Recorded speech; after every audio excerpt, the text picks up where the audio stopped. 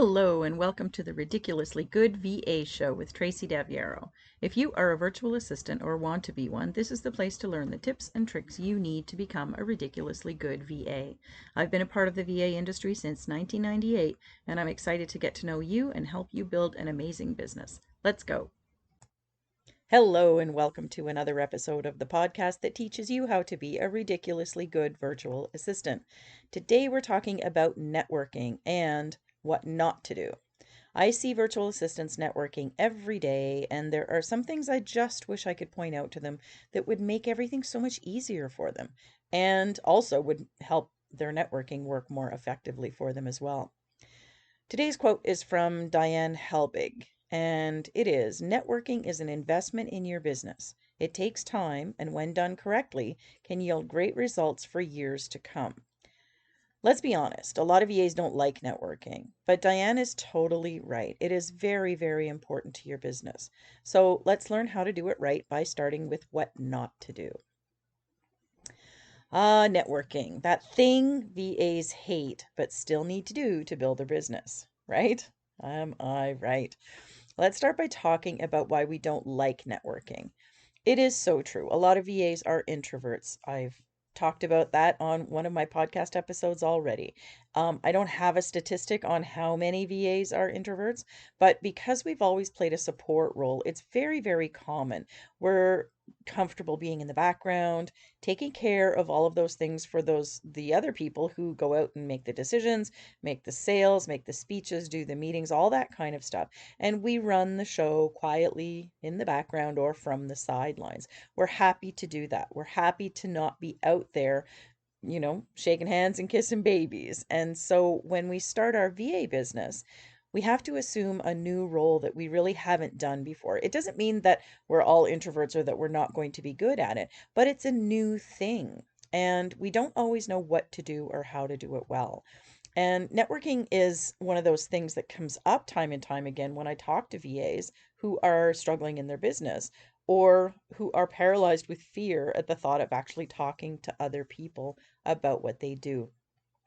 That's really all networking is, by the way, is just conversations.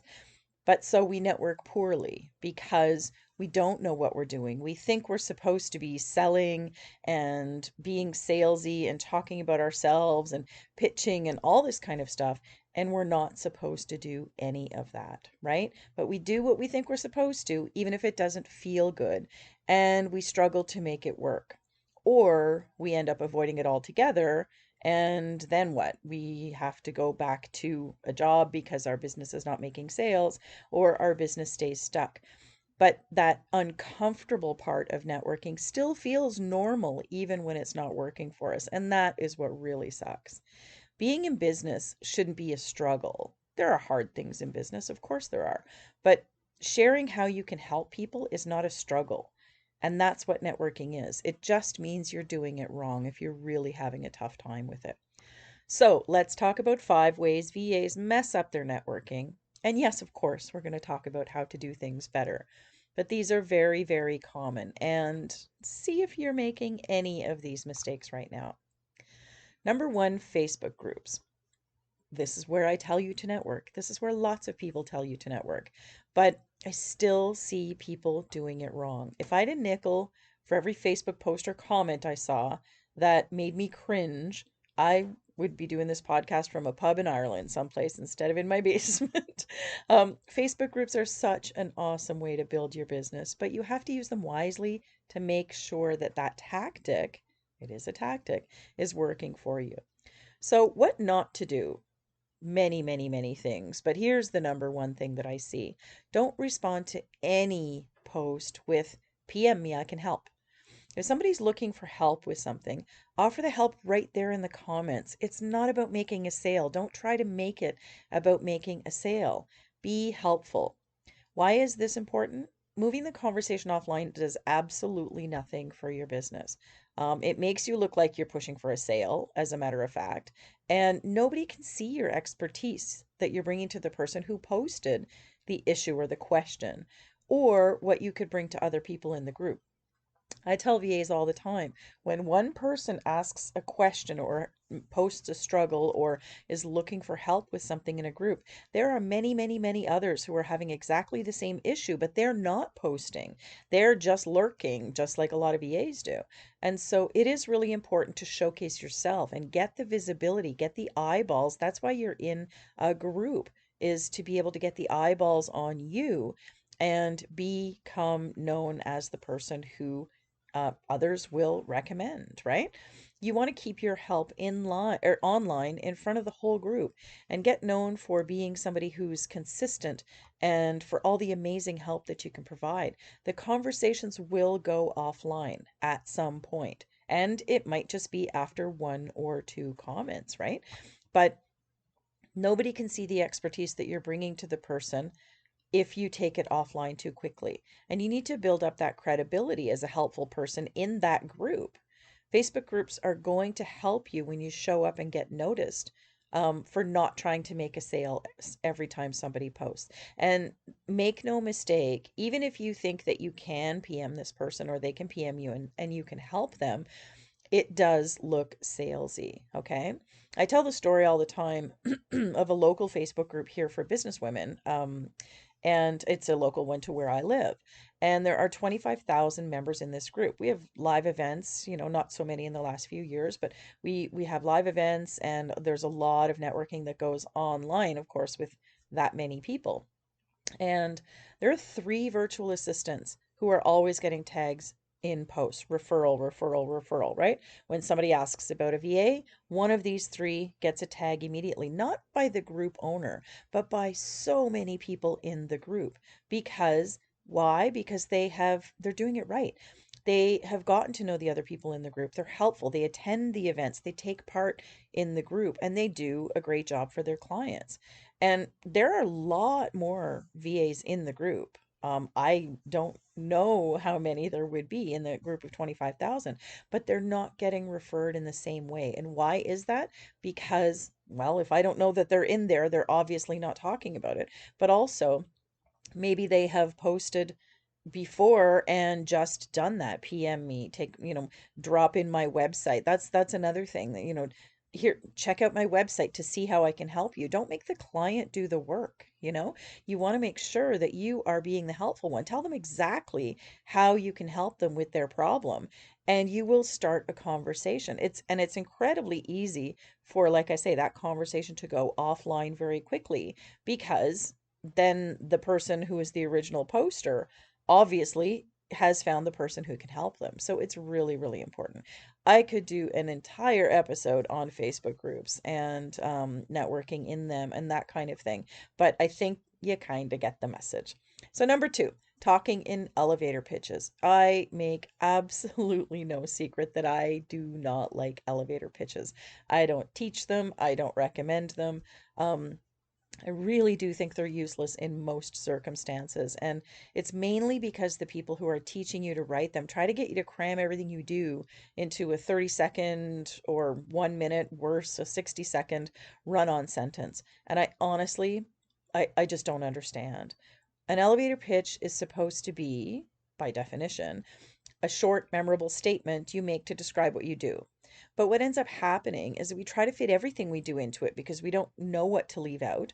And then we edit it down. We fit it into whatever the time limit is. We expect people to remember it. That's the most important part, and that often gets lost in translation. Um, and we just try to cram it all in. And does it work sometimes? Sure, of course it will work sometimes. And if you're in a group, like a breakfast networking group or something like that, where everybody does their little elevator pitch around the table, or, they call them 30-second introductions. That's okay. Do they work in some situations? Sure. But they don't work in many, many networking situations. And most of the time, they're just wordy, right? We look for other words so that we can edit it down to fit within the time limit. And I've written elevator pitches, I've said elevator pitches, and I do teach something called a marketing message, a concise marketing message, which is similar. But what my concise marketing message is not to be announced at an event, but it's a tool that you're going to use to create your marketing, your copy, your all that kind of stuff that you are putting out there about your business. And so it's the same idea. You want to be really succinct in terms of what it is that you can do. You don't want to wander on and on and on, which is why everybody gives you a time limit on an elevator pitch. But it is really important to make that translate into conversation, right? I think that we forget that there's another person on the other side of a conversation. There's always two people, and we need to be concentrating on making conversation. So knowing your concise marketing message is one thing because you know all the points that you want to hit on. You know what you do, you know how you help somebody and who you help, and you know how you help them. Those are the things that you're going to draw on. So it's still valuable information, but not to recite, I guess, is kind of what we're going for. Concentrate on making conversations. Concentrate on asking questions in every single situation, right? It's back and forth. It's not telling them everything about you in one single sentence, and pitching at all just doesn't fly with me when you're networking. It's not about a pitch. A pitch is always a sales pitch, and you shouldn't be selling anything. You should be having a conversation with somebody. Ask them questions. What does this person do for their business? Who are their clients? Where do they find them? Um, how do they work with them? And where do you potentially fit into that? Can you help them with any part of their business? Do they want help with any particular part of their business? If the answer is yes, then you discuss that further. But you don't announce what you do from the moment that you shake their hand. It's just uncomfortable. If you're struggling with how to have conversations, I can help you find those words. We can do your concise marketing message and make the content that you're going to bring to a networking conversation just more natural and actually make it a whole lot easier. Elevator pitches. Gah. Number two. Number three is talking about yourself. Now, here's another thing that a lot of EAs do because we feel like we need to be sharing the information about us. And that's why a lot of us struggle with that self-promotion in, networking situations and a lot of Facebook groups, right? That's another place that it's really challenging for us to market our business because we're like, if we can't talk about our business, if I can't talk about me and what I do, how is anybody going to know what I do? It's very, very easy.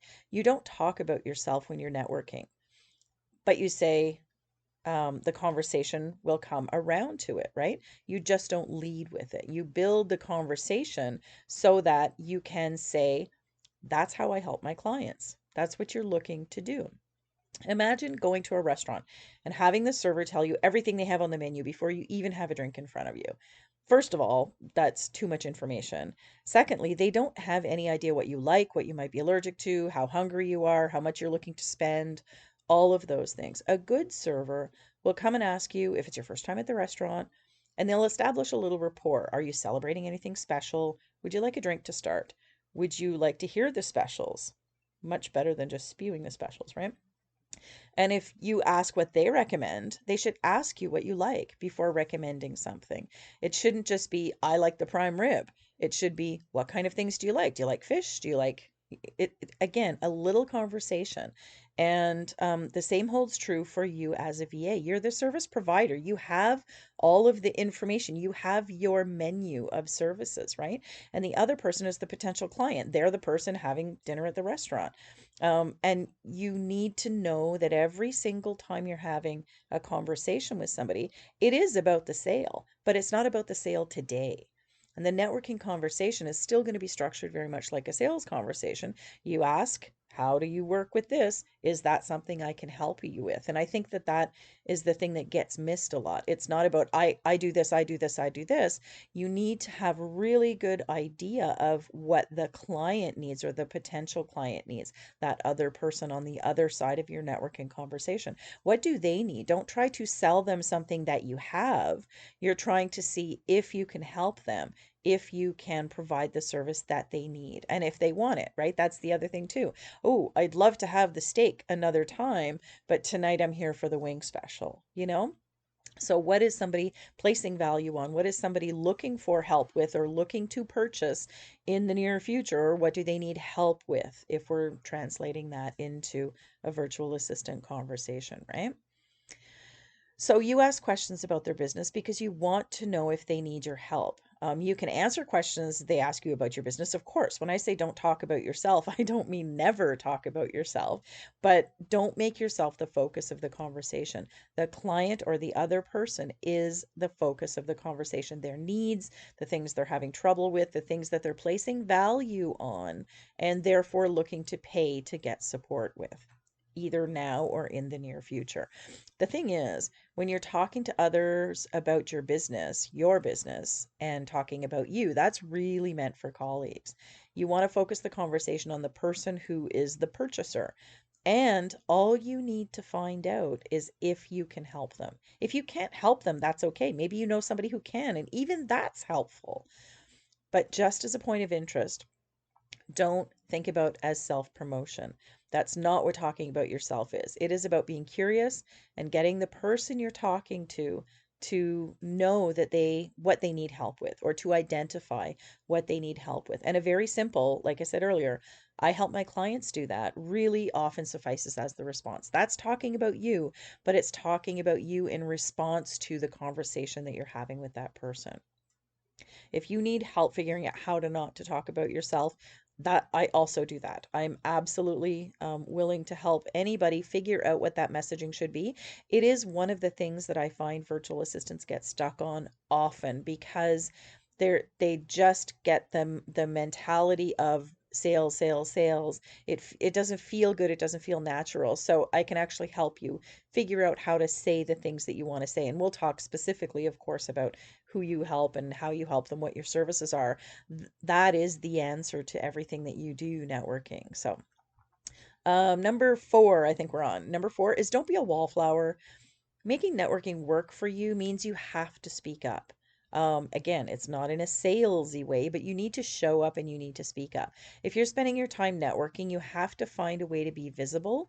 And conversation is one of the easiest ways to be visible. You don't have to meet everybody in the room at an event, or everybody in the group, but you need to meet at least one person. I always think 3 to 5 is kind of a good number, no matter how many people are in attendance, or no matter how many people belong to that group.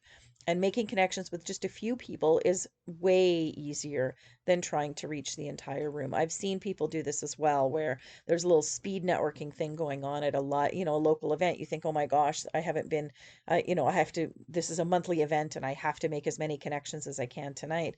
So many people, even if there's live events, they have an online group, or, event page and that kind of thing, where all of the people who are there are, they're in that group, and so you can see them, you can find them, and doing a little bit of homework in terms of who you want to connect with can be really helpful as well.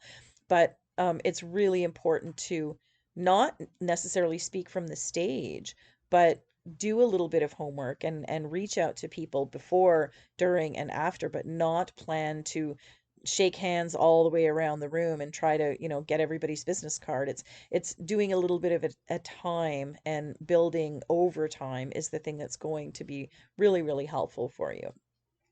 But honestly, there is no point to be a part of a group unless you're going to grow relationships in it, right? Lurking online and staying silent, there, you just don't need to be there then. So you need to get good at it. So figure out what those numbers are for you, figure out where the right places are for you, and just do it at your own pace. But expect that, the more visible you are and the more helpful you are, those are the two keys to being able to um, get, noticed by people, and get remembered by people. Just be helpful. That's really all you need to do. And I know it sounds really simple, but that's what it's about. And one of the best ways to do this, to not be a wallflower, is to actually put it into your calendar. Choose a time every single morning to visit a couple of groups that you are part of online, and look for opportunities to give advice, to give support, to help the people who are in the group. You don't have to be online 24/7. You don't have to catch that post where you can be the first one to comment. You don't have to be the first one to comment. You just need to consistently comment. And it doesn't matter if somebody else has already commented and answered a question, give your expertise too. People will start to see, your name, and they'll be familiar with you. And that's how you make connections. Um, yeah. You only really need to be a part of, say, 3 good groups to be finding great clients, I think, anyway. And the more focus you put on three, of course, the more visibility you'll get, right? It is really important to not worry about being everywhere at once. And I know we talk about, I think I'm talking about social media in the next episode of the podcast, and all the platforms that we want to be on and that we need to be on. But spreading yourself too thin is it becomes noticeable because you don't do anything well, as opposed to focusing on one, or like I say, 3 to 5 groups. You become a lot, your traffic becomes a lot heavier in there because those are the only three places that you're focusing on. And so it is a really good strategy. And it if you are struggling with putting yourself out there, then 3 groups is so much better than trying to become noticed in 20, right? For sure. If you need help building up your confidence so that you can start networking, or if you need confidence in what to respond or how to respond to people so that it makes sense and it feels better for you so that you can do it a little more naturally, again, that's something I can help you with. And the last piece of networking, I think, is arguably one of the most important, and it is often left out completely. So, big old mistake is follow up. So many VAs give up on the follow-up and they lose the clients in the process. It can take time. I'm not gonna lie, guys. I've had people, I think there's somebody who recently purchased something from me, and she's been in my community for 3 years. And we tell stories about this all the time because it is one of those things that isn't, it can happen quickly. Like I say, if you're focusing on, say, 3 places to network, you're showing up every single day, you're helping people, and people are getting to know you, it can happen a lot faster. But sometimes it takes time. And so we do need to have follow-up. We do need to make sure that we're keeping in touch with people. And I'll get asked very often by VAs, how many times should you follow up with somebody? My answer is always the same. And somebody taught me this, okay, and it works. So I'm teaching it to you. Until they say yes, or until they tell you to stop following up with them. That's always my answer because it is the truth. It sounds kind of callous. It sounds like you're badgering somebody, but you're not. You're building a relationship with somebody. You're simply staying in touch with them. You're not going to follow up by saying, "Do you want to start now? How about now? Are you ready to hire me yet? What's going on?" That's probably what you think, and that's why follow up seems scary. But you follow up by saying, "How did that event go for you? Have you talked to so and so recently? I haven't seen you in such and such a group. Just checking in on you. What are you working on this month? Is there anything I can help you get more eyes on, get more visibility? What is the best thing to do with the people that you are connecting with to build know, like, and trust, and build all that kind of thing? Is share their stuff, right? So if you keep in touch with, what are you working on? Do you have any launches coming up that I can help you with? this is this is how you become memorable, right? And that's why the fortune really is in the follow-up, because that initial connection that you make with people, whether it's at an event or if it is in a group, um, anywhere that you're networking with people, it's not long enough to establish any kind of a relationship. So you do need to build that in your follow-up. And when you're building relationships, that builds your trust. And when they need you, then they're going to think, when they need help, they're going to think of you. So networking really isn't a dirty word. It really is a necessary part of doing business. And it's actually very easy to do and very good for your business. It shouldn't be a chore. The better you get at it, the easier it gets, and the better it will work for you. I have a really huge network of VAs and business owners. I talk to a lot of people every single day. I talk to people in emails, in private messages, in Zoom calls, phone calls, networking events, my clients, my association members, people I've only met once, people in my Facebook groups that, are brand new, or people that I haven't talked to in a long time. I reach out to people. Are they all paying clients of mine? Absolutely not. But they all know what I do, and they all know where to find me if they need me, or if someone they know needs me, right? Networking in business is a marathon, it's not a sprint, and it's just natural. It's just conversation. And when you start to think about it in those terms, you're going to do a lot better with it. The numbers are going to work in your favor. I can absolutely promise you that the more people you talk to on a daily basis, the more clients you're going to get. And so if you show up consistently, make it about them and get laser focused on asking really great questions, being helpful in front of as many people as you can, and keeping in touch. That's really all networking is. And that doesn't sound hard at all, does it? Stop talking at people and start talking to them. Like Diane says, it's an investment in your business and it can yield great results for years to come. She's right. It does take your time. So you want to make sure you're making a good use of your time. Do it well, and it's going to yield you those results. So find those groups of people online or offline that you can help them and get known for helping them. And you're going to be one of those 3 VAs in 25,000 who gets referred out almost every single day of every single month. It's people can see it, right? It's so easy. And just always be networking. You never know where your next client's going to come from. And that's really, I think, what my big message is don't look at it as a hard thing to do in your business. Learn to do it better. Learn to do it on a small scale and think of it as conversations, and it's going to work for you so much better. And honestly, I think you'll actually enjoy doing it. Networking and having conversations with potential clients is a huge focus in the virtual circle, which is my mastermind group for virtual assistants. You can check it out at yourvamentor.com/TVC, the virtual circle. I bet it's exactly what you need to get started getting great clients for your VA business. If you need help with doing networking better, you can absolutely reach out to me at tracy@yourvamentor.com. I have helped hundreds of VAs through their challenges and gotten them on their way to the next thing. And I would love to do the same thing for you through my private coaching or group coaching. That's all I've got for you this week. I will see you next time. Thank you so much for tuning in to this episode of the Ridiculously Good VA Show. Don't forget to subscribe so you don't miss a thing. For more great resources for your VA business, visit my website at yourvamentor.com. I'll see you back here next time.